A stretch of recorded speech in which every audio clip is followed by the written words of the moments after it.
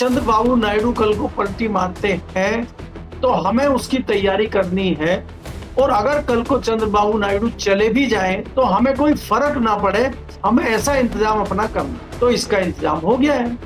ममता बनर्जी के अगर 20 आ जाते हैं, बाकी आपने और तोड़ लिए, अभी आप डीएमके के भी कुछ तोड़ सकते हैं, आम आदमी पार्टी के आप तोड़ चुके हैं, तो आपका मामला ठीक हो सकता है। साउथ से भी आ जाएंगे आपके पास, इधर से भी आ जाएंगे, तो इतनी दिक्कत भारतीय जनता पार्टी को नहीं होगी। इसलिए भारतीय जनता पार्टी अपनी तैयारी कर रही है। नमस्कार दोस्तों, कैसे हैं आप लोग? उम्मीद है आप सभी अच्छे होंगे। ममता बनर्जी की पार्टी टूट रही है। दूसरी तरफ इंडिया गठबंधन की छतरी एक बार फिर से तन चुकी है। सभी नीचे आ चुके हैं उस छतरी के, और अखिलेश यादव कह रहे हैं कि हम बंधु राष्ट्र बनाएंगे। तो क्या कुछ चल रहा है, करेंगे बात। केपी मलिक जी बृहस्पतिवार हमारे साथ जुड़े हैं। सर, बहुत बहुत स्वागत है आपका। बहुत बहुत धन्यवाद हिमांशु जी, आपका भी और आपके दर्शकों का भी बहुत बहुत धन्यवाद, आभार। सर, बंगाल में चुनाव हो गए हैं। चुनाव के बाद टीएमसी को तोड़ने के लिए ऑपरेशन लोटस ऐसे चलाया जा रहा है मानो चुनाव हुए नहीं है, होने वाले हैं। मतलब जिस तरह की चहलकदमी बंगाल में चुनाव के बाद देखने को मिल रही है, अप्रत्याशित है।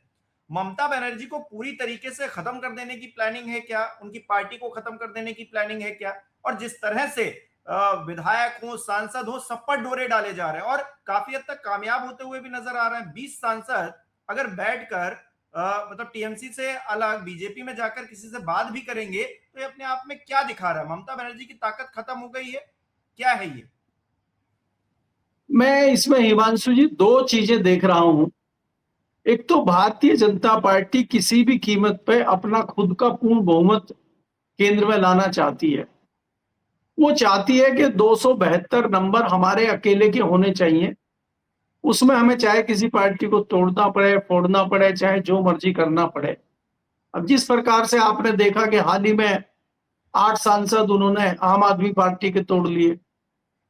अभी उन्होंने 20 सांसद जो है 28 में से 20 सांसद तोड़ना और आम आदमी पार्टी के 10 में से 8 तोड़ना, ये कोई छोटी बात नहीं है। आप ये देखिए, जो 2 सांसद बच गए हैं आम आदमी पार्टी के, या 8 सांसद ममता बनर्जी के बच गए हैं, ये कौन है और ये 8 क्यों बच गए, ये क्यों नहीं गए? ये भी चले जाते हैं, जब जाने तो सारे ही चले जाते हैं। तो ये जताता है कि आपने जिन लोगों को टिकट दिया है, जिन लोगों को अभी तक आपने पाल के रखा है, वो कहीं ना कहीं स्वार्थी लोग हैं। और वो जब अच्छा वक्त होता है तो आपके साथ रहते हैं, और जैसे ही आपका वक्त बुरा होता है आपको छोड़ के चले जाते हैं। और यहाँ आप ये मत सोचिए खाली ये आज ममता बनर्जी के ऊपर तलवार लटकी है, इससे इसकी सबसे बड़ी भुक्तभोगी तो कांग्रेस है। पिछले 12 साल में जितनी कांग्रेस टूटी है, इतनी तो कोई पार्टी नहीं टूटी। आप देखिए ना भाई, चाहे आपका आसाम हो, चाहे आपका बंगाल हो, चाहे आपका कोई भी प्रदेश हो, चाहे आपका उड़ीसा हो, कर्नाटक हो, मध्य प्रदेश हो, माधवराव सिंधिया जैसे लोग चले गए। पायलट राजस्थान से जाते जाते रह गए। संजय सिंह यूपी से चले गए। कितने सारे लोग हैं जो कांग्रेस छोड़ के भाजपा में चले गए। तो सबसे बड़ा नुकसान तो कांग्रेस को हुआ है। लेकिन उसके उलट आप ये भी देखेंगे, चाहे ममता बनर्जी के साथी हो, आप यहाँ पे कल ये भी दिल्ली में चर्चा चल रही थी कि भाई वो सयानी घोष कहाँ है, जिस पर लगातार जो है ममता बनर्जी के रास्ते पे वो चल रही थी। ममता ने सबसे पहले उसको विधायक का टिकट दिया, वो हार गई, फिर उसको सांसद का टिकट दिया और वो जीत गई, और वो पार्लियामेंट में भी अटैक करती थी, और इलेक्शन में जो माहौल उसने बनाया उसके बाद वो गायब है। तो गायब तो है, वो गायब है, दुखी है या उसको झटका लगा है, लेकिन वो पार्टी छोड़कर नहीं जा रही है कम से कम। ये तो है गंभीर मामला। लेकिन उसके एक दूसरी घोष है वहां पे, वो काकोली घोष है, वो नेतृत्व कर रही है बागी सांसदों का। बागी सांसदों ने चिट्ठी लिख दी है कि यही चीफ ऑफ व्हिप है हमारी लोकसभा में। ममता बनर्जी ने आज कहा कि नहीं, कल्याण बनर्जी हमारे चीफ ऑफ व्हिप है। तो देखिए, एक तो बात यह है कि जिस प्रकार से पार्टियां टूट रही हैं और जिस तरह से आप हल्के कमजोर उम्मीदवार को पर्चा देते हैं, टिकट देते हैं, उनको जिता के लाते हैं, तो उनका हश्र यही होगा। आप ये बताइए कि डीके शिव कुमार पे कम प्रहार किए गए, कम लालच दिए गए, कम ईडी के छापे लगे हैं, सब कुछ किया गया उनके साथ। तो जेल भी गए, वो कई महीने जेल में रहे। उसके बाद आज उनको, अगर उन्होंने पेशेंस रखा और पार्टी के साथ ईमानदारी दिखाई, तभी तो उनको इनाम मिला है आज मुख्यमंत्री का कर्नाटक के। कोई छोटा इनाम तो मिला नहीं। ऐसे कई लोग हैं कांग्रेस में। पवन खेड़ा इतने दिन से, इतने बुरे वक्त में कांग्रेस के साथ खड़े हैं। कांग्रेस में मोर्चे पे आज की डेट में जहां कांग्रेस के नेता छुप जाते हैं, पीछे हट जाते हैं, कुछ बोलना नहीं चाहते, वहां पवन खेड़ा मोर्चा लिए हुए हैं। वो तो जो एक क्या बोलते हैं, बेलगाम घोड़ा है, जो कांग्रेस में ही था, आजकल आसाम का मुख्यमंत्री है। उसने तो कहा था मैं खेड़ा का पेड़ा बनाऊंगा, तो उसका ही पेड़ा बन गया अब तो बात यह है कि आप अगर पेशेंस के साथ किसी दल के साथ खड़े रहते हैं और आप नैतिकता सिद्धांतवाद की बात करते हैं, तो पार्टी भी समझती है कि ये व्यक्ति अच्छे बुरे वक्त में हमारे साथ है। समाजवादी पार्टी से कितने लोग चले गए भारतीय जनता पार्टी में। तो समाजवादी पार्टी कल को सत्ता में आती है या समाजवादी पार्टी मजबूत होती है, तो क्या वो भूल जाएगी कि ये हमारे हैं या विरोधी दल के हैं ये? तो ऐसे लोग अपनी छवि की परवाह ना करते हुए जहां देखा तवा परात, वहीं बिता दी सारी रात, वो उस मानसिकता के लोग हैं आज। दूसरी बात, हमें दूसरा जो एंगल है इसका, देखिए भारतीय जनता पार्टी अलग तरीके से सियासत कर रही है और उसने तमाम भारत के सियासी दलों को राजनीति करना सिखाया है और वो एक पैटर्न तय कर रही है। और भारतीय जनता पार्टी ये बताना चाह रही है कि राजनीति इस प्रकार से होती है। भारतीय जनता पार्टी को जरूरत है आज सांसदों की, क्योंकि उसको ये लगता है कि वो जो नए परिसीमन का मामला लेके आए हैं, नया जो लॉ लेके आने वाले हैं, जो लगता है कि मानसून सेशन में ही वो लेके आएंगे, जो महिला बिल के पीछे छुपा के पहले लाना चाह रहे थे अभी फिर लाएंगे। ऐसे में एक व्यक्ति पलटी मार सकता है और उसका नाम है चंद्रबाबू नायडू। तो अगर चंद्रबाबू नायडू कल को पलटी मारते हैं तो हमें उसकी तैयारी करनी है। और अगर कल को चंद्रबाबू नायडू चले भी जाए तो हमें कोई फर्क ना पड़े, हमें ऐसा इंतजाम अपना करना है। तो इसका इंतजाम हो गया है। ममता बनर्जी के अगर 20 आ जाते हैं, बाकी आपने और तोड़ लिए, और अभी आप डीएमके के भी कुछ तोड़ सकते हैं, आम आदमी पार्टी के आप तोड़ चुके हैं, तो आपका मामला ठीक हो सकता है। साउथ से भी आ जाएंगे आपके पास, इधर से भी आ जाएंगे, तो इतनी दिक्कत भारतीय जनता पार्टी को नहीं होगी। इसलिए भारतीय जनता पार्टी अपनी तैयारी कर रही है। तो ये भारतीय जनता पार्टी का नया सिस्टम है, अपना बहुमत बनाने का, अपना जो छतरी है, अपना जो अम्ब्रेला है, उसको बड़ा करने का अपना एक ये तरीका भारतीय जनता पार्टी का है। जी। अच्छा, एक तरफ तो बीजेपी अपनी छतरी के नीचे ज्यादा से ज्यादा लोगों को ला रही है, दूसरी तरफ इंडिया गठबंधन की छतरी भी फिर से खड़ी हो गई है। 2 साल बाद उनकी बैठक हुई और उस बैठक से पहले अखिलेश यादव ने कह दिया कि हम बंधु राष्ट्र बनाएंगे। अब बीजेपी वाले या फिर उनको समर्थन करने वाले तो हिंदू राष्ट्र बनाते हैं, अब अखिलेश यादव बंधु राष्ट्र बना रहे हैं। विधानसभा का चुनाव होने वाला है, सबसे बड़ा अगर इलेक्शन देखेंगे, और दिल्ली की कुर्सी के लिए जो है रास्ता लखनऊ से ही होकर गुजरता है, ये भी कहावत कही जाती है। तो ऐसे में ये जो नारा दिया गया है पीडीए के बाद बंधु राष्ट्र का, ये कुछ दमखम लग रहा है इसमें? अखिलेश यादव क्या कहने की कोशिश कर रहे हैं? नहीं हिमांशु, अगर आप ये देखें, जिस प्रकार से मैंने कहा ना आपको कि भारतीय जनता पार्टी दूसरे दलों को सिखा रही है कि राजनीति इस तरीके से की जाती है। जो मुद्दे हैं, जैसे पहले मुद्दों पर राजनीति होती थी, भारतीय जनता पार्टी भी मुद्दों की राजनीति करती थी, महंगाई की बात करती थी, पेट्रोल की बात करती थी, रोजगारी की बात करती थी, भ्रष्टाचार की बात भारतीय जनता पार्टी भी करती थी कांग्रेस के टाइम पे। और भारतीय जनता पार्टी ने केजरीवाल के थ्रू, अन्ना हजारे के थ्रू जो हटाया था, वो भ्रष्टाचार के मामले पे ही हटाया था, आप याद कीजिए। बिल्कुल। तो ऐसा नहीं है। लेकिन आज जो भारतीय जनता पार्टी है, ये कहती है कि ये असली मुद्दे नहीं है, भ्रष्टाचार, बेरोजगारी, पर्चा लीक और लूट, ये सब कुछ नहीं है। असली जो मामला है वो आप डाइवर्ट करना सीखिए कि मुद्दों से कैसे भटकाया जाए, चीजों से कैसे डाइवर्ट किया जाए।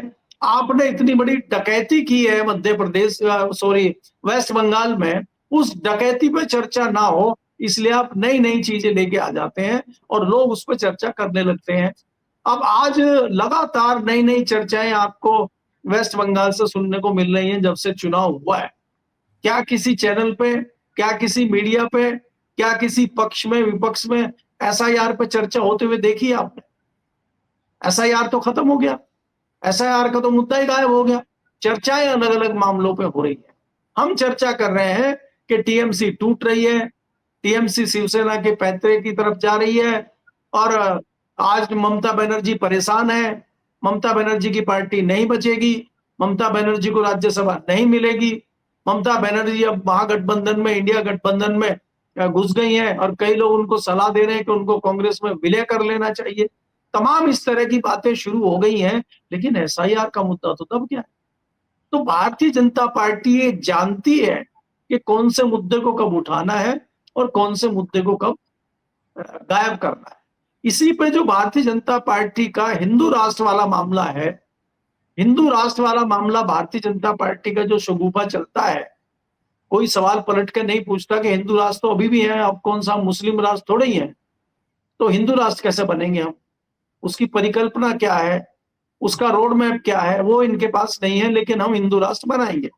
तो इसीलिए मुझे लगता है कि अखिलेश को भी समझ में आ गया है कि अब हम बंधु राष्ट्र बनाएं, बंधु राष्ट्र बनाएंगे, तमाम बंधु लोग हैं और बंधुत्व की भावना से जो काम करते हैं, उसमें कोई जाति हो, कोई धर्म हो, सब एक साथ मिलके भारत को बंधु राष्ट्र बनाएंगे। इस तरह की परिकल्पना अखिलेश यादव कर रहे हैं, क्योंकि देखिए उत्तर प्रदेश में चुनाव है, भारतीय जनता पार्टी के सामने अगर आपको चुनाव लड़ना होगा तो उन्हीं के तरीके से चुनाव लड़ना होगा, उन्हीं के तरीके के जुमले देने होंगे।